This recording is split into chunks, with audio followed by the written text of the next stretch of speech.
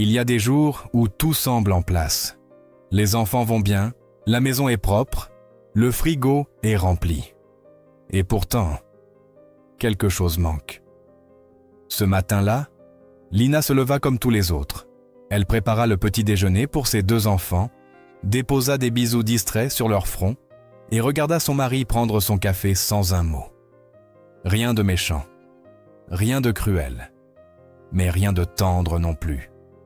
Un échange rapide de regards, un bonne journée lancé machinalement. Et puis le silence.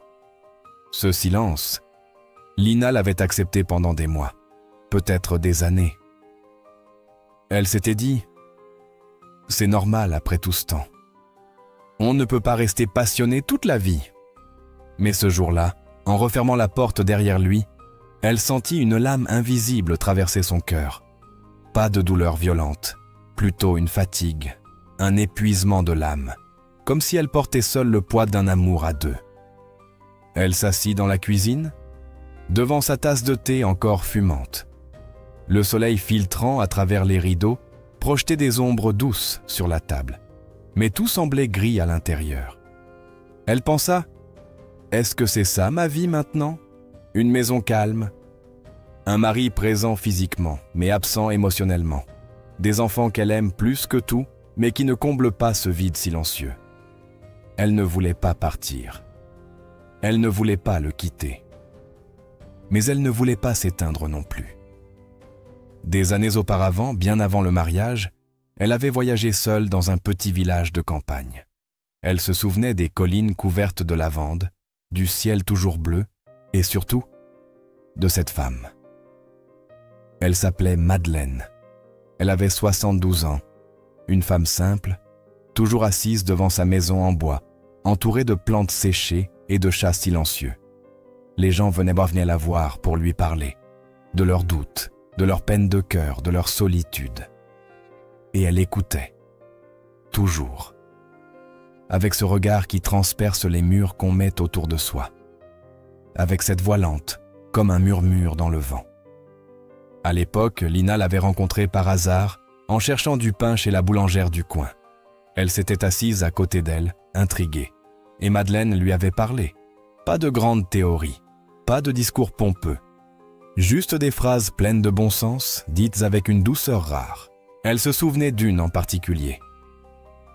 Un jour, tu croiras qu'on ne t'aime plus, mais souvent ce n'est pas ça, c'est juste qu'on ne te regarde plus vraiment. À l'époque, Lina avait souri, sans vraiment comprendre. Elle pensait que l'amour était simple. On s'aime ou on ne s'aime pas. Point. Mais ce matin-là, seule dans sa cuisine, ces mots la frappèrent comme une vérité trop longtemps ignorée. Elle se leva lentement, alla chercher un vieux carnet de voyage dans lequel elle avait noté l'adresse du village. Elle le feuilleta avec des doigts tremblants. Et quand elle retrouva la page, un soupir sortit de sa poitrine. Un mélange de peur et d'espoir. Elle murmura pour elle-même. Et si elle avait encore quelque chose à m'apprendre? Lina ne fuyait pas. Elle partait chercher une réponse, chercher un sens, chercher cette chaleur qui avait disparu de son couple comme un feu qu'on oublie d'alimenter. Elle appela sa sœur pour lui confier les enfants 2 jours. Prépara un sac léger et prit la route vers ce village, qu'elle n'avait pas revu depuis 15 ans. Chaque kilomètre parcouru était un peu comme une mue. Elle ne savait pas ce qu'elle allait trouver, mais elle savait ce qu'elle ne voulait plus, ce vide dans son cœur. Le trajet jusqu'au village fut long, mais étrangement, Lina ne se sentit pas fatiguée. Chaque virage de la route, chaque arbre croisé, semblait la rapprocher un peu plus d'une partie d'elle-même qu'elle avait oubliée. Le paysage changeait. Les grands immeubles laissaient place aux collines. La circulation frénétique se transformait en silence, et l'air devenait plus frais, plus pur. C'était comme si le monde lui disait doucement « Ralentis, tu es sur la bonne voie ». Tout semblait identique à ses souvenirs. Les rues pavées, les fleurs suspendues au balcon, le vieux puits au centre de la place. Un calme particulier y régnait. Un calme qui n'était pas vide, mais apaisant. un calme qui accueille. Elle chercha la petite maison de Madeleine. Elle s'attendait à la trouver vide, ou peut-être même abandonnée. Mais non, la façade était toujours là, recouverte de vignes vierges, avec la même porte en bois clair, légèrement penchée. Son cœur accéléra. Ses mains tremblaient un peu. Elle frappa doucement. Et là, dans l'embrasure, Madeleine, plus âgée, certes, les cheveux désormais presque entièrement blancs, attachés avec un foulard bleu pâle. Mais le regard, toujours aussi perçant, toujours aussi doux. Elle ne sembla pas surprise, comme si elle savait déjà que Lina viendrait. Elle sourit simplement, posa une main sur le cadre de la porte et dit d'une voix basse mais ferme : « Tu es revenue, ma petite Lina, je t'attendais. » Aucune parole ne pouvait expliquer tout ce qu'elle ressentait. Ni pourquoi elle était venue, ni pourquoi elle savait que c'était exactement là qu'elle devait être. L'intérieur de la maison n'avait pas changé. Le vieux tapis au sol, le feu qui crépite dans l'âtre, les étagères pleines de livres, de tasses et d'objets anciens. L'odeur de lavande et de bois sec enveloppait la pièce comme une couverture chaude. Madeleine versa 2 tasses de thé et s'assit face à elle, calmement. « Niisietas. Dis-moi ce qui t'amène ici, Lina. » Il fallut quelques secondes avant qu'elle puisse parler.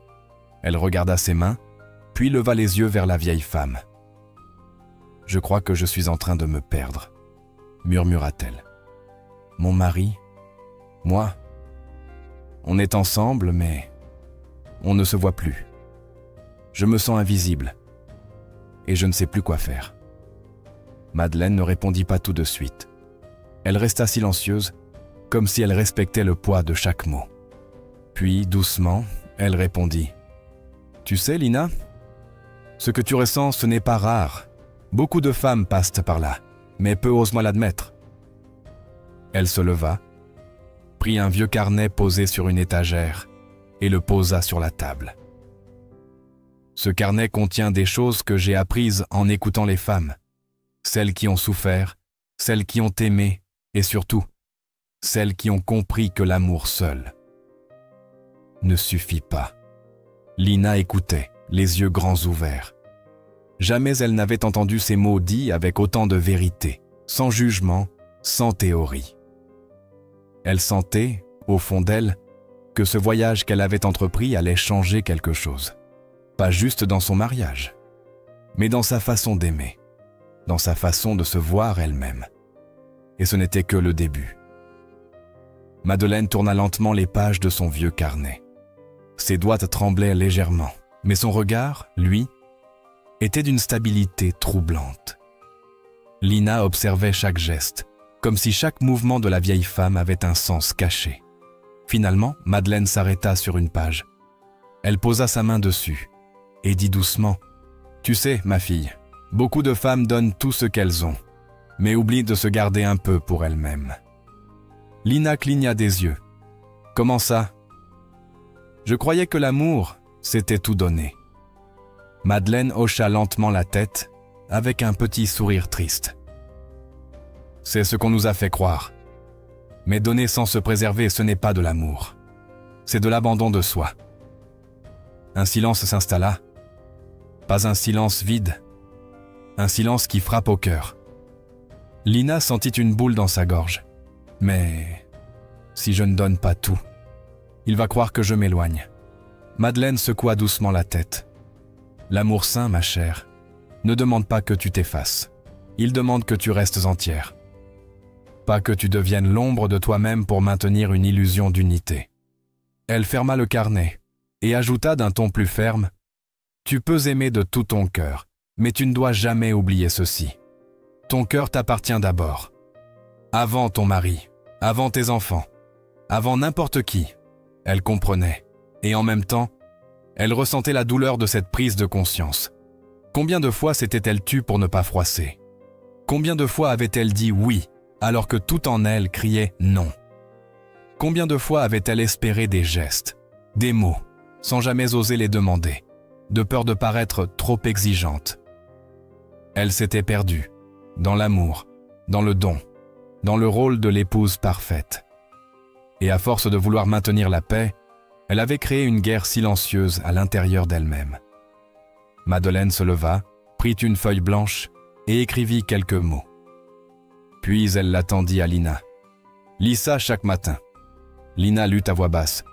« Je mérite un amour qui me voit, qui m'écoute, qui me respecte. Mais surtout, je mérite de me donner tout cela à moi-même. » Un frisson parcourut son dos. Elle ne savait pas pourquoi ces mots étaient nés si puissants. Mais elle savait qu'ils étaient vrais d'une vérité qu'elle avait trop longtemps ignorée. Madeleine reprit la parole, calmement. « Tu ne peux pas forcer l'autre à te voir. Mais tu peux commencer à te voir toi-même. Et parfois, c'est ça qui réveille l'amour endormi. » Lina sentit quelque chose s'ouvrir en elle. Ce n'était pas encore de la joie, pas encore de la guérison, mais c'était une brèche, une petite lumière, un souffle, une renaissance, et c'était suffisant pour continuer. Le lendemain matin, Lina s'éveilla tôt. Elle avait à peine dormi. Non pas à cause de l'inconfort, mais parce que son esprit était en mouvement. Des pensées, des souvenirs et surtout, une étrange sensation de lucidité. Comme si, pour la première fois depuis des années, elle regardait sa vie avec des yeux neufs. Madeleine préparait le petit déjeuner, pain frais, confiture maison, thé fumant. Tout était simple, mais chaleureux. Lina s'assit face à elle, le cœur un peu lourd, mais l'âme plus légère. Madeleine, sans poser de questions, lui tendit une petite boîte. À l'intérieur, des bouts de papier pliés, tous soigneusement alignés. Ce sont des pensées que j'ai recueillies au fil des années, des femmes, des hommes, qui sont venus ici chercher des réponses. Lina en prit un au hasard. Elle le déplia. Il était écrit « L'amour ne s'impose pas, il s'inspire. Et ce qu'on inspire vient de ce qu'on rayonne. » Elle ferma les yeux. Elle comprenait maintenant. Elle ne voulait plus courir après l'amour. Elle voulait le cultiver, le nourrir, pas le supplier. Et Madeleine le confirma d'un simple murmure. On ne rallume pas une flamme en soufflant dessus. On l'attise doucement en créant les bonnes conditions. Mais comment faire ça chez moi? Je ne peux pas tout changer. Je ne peux pas le forcer à s'ouvrir. Madeleine hocha la tête. Elle s'attendait à cette question. Tu ne peux pas forcer, mais tu peux inspirer. Par ta propre transformation, par ta présence différente, par ta clarté. Et c'est là qu'elle sortit une petite leçon écrite à la main. Elle la lut lentement, les yeux dans ceux de Lina. 1. Cesse d'attendre qu'il te devine. Exprime-toi clairement, mais sans reproche. 2. Ne fais pas pour lui ce que tu ne fais plus pour toi. 3e, remplace les accusations par des partages sincères. 4e, reprends un espace rien qu'à toi, chaque jour, même 15 minutes. 5e, sois constante dans ton calme. Il t'observera, même sans le dire. Lina sentit les larmes monter. Pas de tristesse, mais de reconnaissance. Elle se rendait compte qu'elle avait encore du pouvoir. Pas sur l'autre, mais sur la qualité de son propre amour.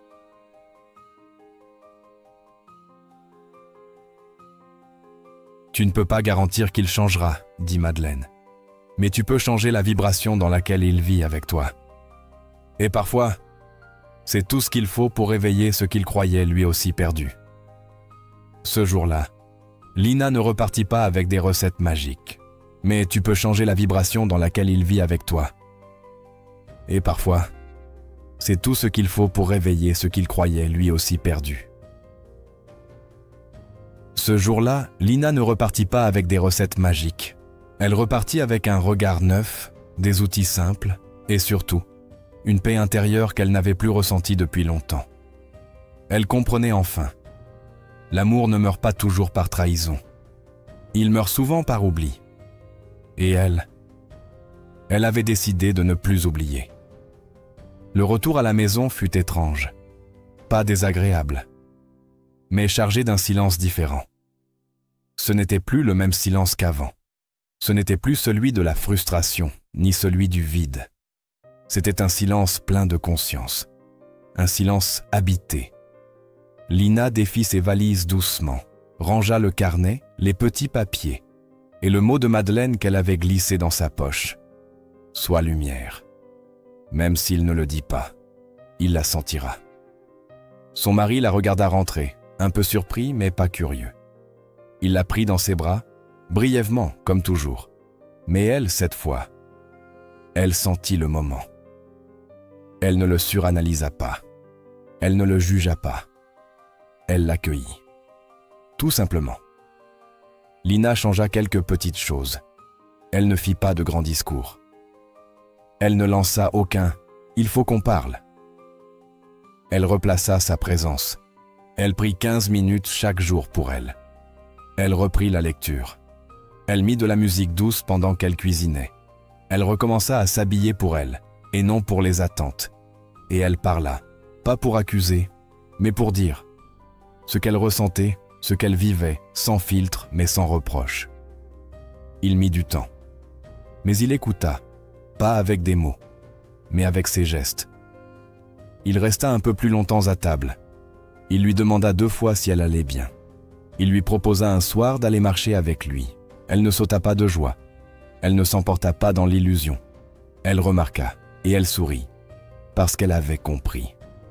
Ce n'est pas l'autre qu'on doit forcer à changer. C'est soi-même qu'on choisit d'honorer. Quand une femme se retrouve, elle devient magnétique, non pas par charme, mais par vérité intérieure. Madeleine avait raison. L'amour seul ne suffit pas. Il faut l'entretien, la parole, l'espace, la présence et parfois même le recul. Mais quand il éta nourri, puis la rangea dans un tiroir, juste à côté d'une vieille photo de sa grand-mère. Un symbole, une promesse, une transmission. Ce jour-là, elle prit une décision simple mais puissante. Un jour, elle aussi écrirait à une autre femme, peut-être à sa fille, peut-être à une inconnue, peu importe, mais elle transmettrait. Parce qu'il y a des vérités qu'on ne doit pas garder pour soi, des vérités qu'on doit dire, redire et incarner, pas pour briller, mais pour guérir. Lina se leva, regarda son reflet dans le miroir, et pour la première fois depuis longtemps, elle ne vit pas une femme fatiguée, ni une épouse incomprise. Elle vit une femme qui revient à elle-même. Et dans ses yeux, il y avait la même lueur que dans ceux de Madeleine, ce jour-là, quand elle avait ouvert la porte. Fin du voyage. Mais le début d'une nouvelle façon d'aimer, d'abord soi-même. Et peut-être que toi aussi, tu t'es déjà senti invisible dans une relation. Pas parce qu'on ne t'aimait plus, mais simplement parce que tu avais cessé de te voir toi-même. Alors maintenant, je te pose une question simple mais puissante. As-tu déjà aimé quelqu'un au point de t'oublier toi-même? Dis-moi en commentaire ce que cette vidéo a réveillé en toi. Si ce message t'a touché, si cette histoire t'a parlé comme une lettre adressée à ton cœur, abonne-toi à la chaîne et active la cloche. Car ici, on parle vrai et on soigne en profondeur. Merci d'avoir regardé et souviens-toi, tu mérites d'être aimé sans avoir à te diminuer.